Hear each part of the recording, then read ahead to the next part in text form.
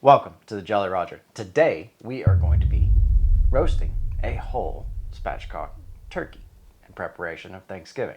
So I went ahead yesterday, I took the backbone out, I scored the breastplate like we did last week, but I'll play that video right here. It has all the important information that you need to know. I just didn't feel like shaving, so we just did an overhead. And that's honest. We're going to go all the way down the spine, just like we did the chicken last week.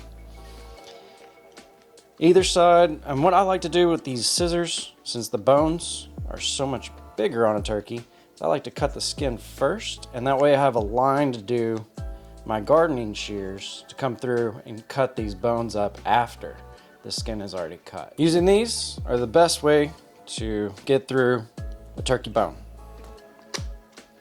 Makes it nice and simple. But we're just gonna follow that line that we just created with the scissors. Now be careful, these bones can be sharp and they can cut you. So just be careful with that. Have that in the back of your head. A little bit of muscle right here, we're gonna cut through that with the scissors. All right, now we are free on one side. So what we're gonna do is we're gonna cut down on this side. Now notice how I'm using this horn on this shears. I like to dig in to where my spot is. That saves my fingers from getting cut or anything by the bone. So it's a good practice. So we can come in, push that horn down. I'm gonna call it a horn. I don't know what we call it, but yeah, it's getting stuck right there.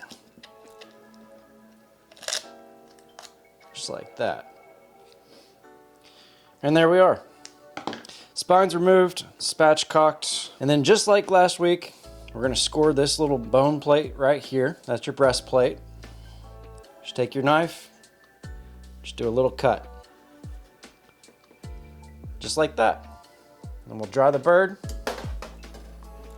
Some more, flip her over, give it CPR just like the chicken. All right, I got the bird flipped over. So what we're gonna do is push on the breastplate. You should hear a crack at this point, just like that. So it all lays flat, and that's when we score down the sternum right here, that's what enables us to actually get a really nice flat laying spatchcock turkey. So we're gonna pin the wings back like we did the chicken last week. Now, this right here, this is your thermometer for turkeys. It all comes with that. What you're gonna do is you're gonna pull that out and you're just gonna throw it away. We don't want that. That relies on temperatures for the legs, so when that pops, then you've already overcooked your turkey breast. Tidy up anything that you do not want. I found a little chunk of fat right here that we do not need. We'll rotate that. All right, now that we got our turkey on our sheet tray, and it's gonna fit in the fridge, we may have to maneuver a little bit. However, we got our salt, got everything laid out, how we want it, how it's gonna look, and we're gonna be very generous with our salt. Remember, use kosher at this point, because you can over salt with table salt. But we're gonna go a generous layer. I'm talking quite a bit of salt. This is a 13-pound bird, so it's gonna take a lot of salt to season. And then we're gonna dry brine uncovered in the refrigerator overnight.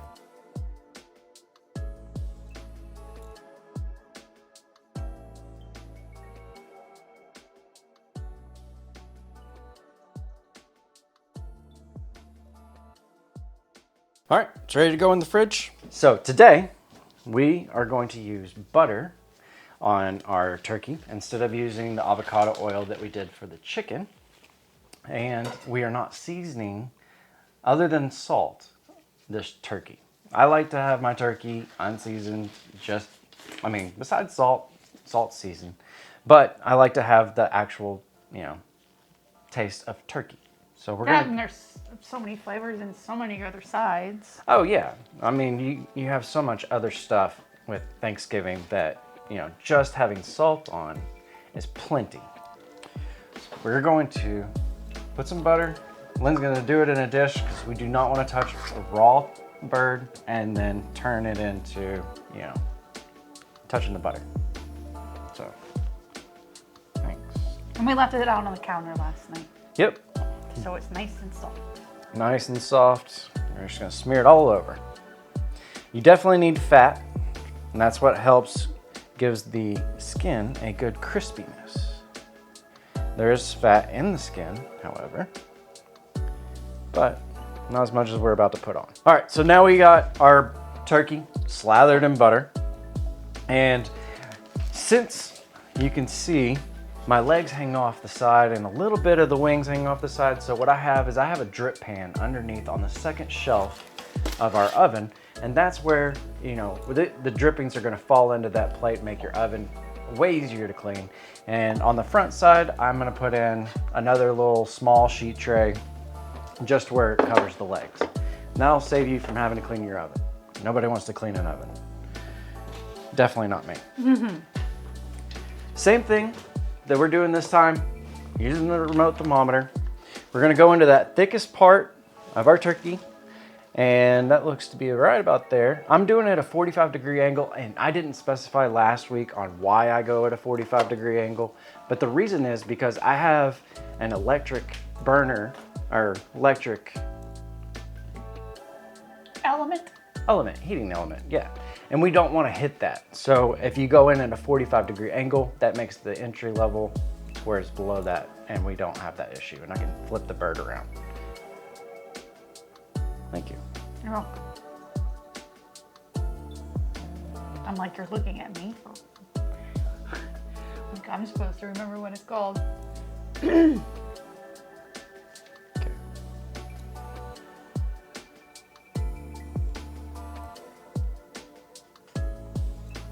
All right. That looks good. I like that. You can always take the thermometer on the side and kind of visually look at how far the thermometer needs to go. That also helps as well. So we're gonna turn on both of our sensors, and then this one I set a thermometer temperature to 158 degrees, same as the chicken last week, and it's gonna turn out the exact same way. Oven's 425 degrees. Fahrenheit, not Celsius. And we're gonna throw it in. And that's easy prep for a turkey. And we're gonna also time exactly how long our turkey takes in the oven. So that way you know around about how long to do it at home.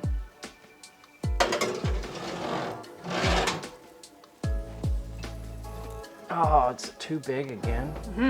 Told ya. Almost. Cool, thank you. All right, we'll be back. 3:40 is the time. Still recording? Yeah. Okay, good. Rotate when we hit 100 degrees Fahrenheit.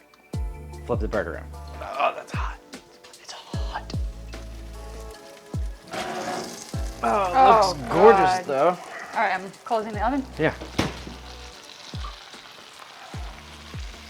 Oh God, what? Yeah, it's beautiful. Oh, okay. Yeah, it is beautiful. Perfect coloring. Okay. Now, we kind of had an issue when I was rotating the bird. I hit the burner on my thermometer, moved it, so I had to pull it out, wear a glove, it's hot, and make a new hole. But we're going to verify with the second thermometer that we are finished cooking. Verified with this thermometer, and we are exactly 158. So I had another good hole. If we didn't, it's not a big deal. I can always throw it back in the oven and everything would have been fine. So we're gonna let this sit. It's gonna come up to 165 degrees, just like last week. And that's how we do a whole bird. 165 on the dot, we're good to go. All right, I wanna show you how juicy this breast meat is. And I did let it rest for probably about 20 minutes because it was gonna be ripping hot. You're gonna wear gloves because it's hot. If it's really hot to you, put 2 pairs of gloves on. That'll cut down some of that heat. But we're just gonna go in, take the thighs and the legs off. The reason you wanna remove the wing is because it's gonna make cutting the breast meat off a lot easier. And it is a pain to do so, but you just kind of pull it apart, slide the knife in until it slides through. Once it cools down more, we will. I'll go in there and get all the extra meats out. She hot. But that's burning hot. I left the skin on for you, Michael. But oh my gosh, that is just absolutely a moist, perfectly cooked turkey breast. And I hope you make your turkey this way this year, because it is so much simpler. And honestly, the cooking time, it was an hour and 20 minutes, and this was a 13-pound turkey.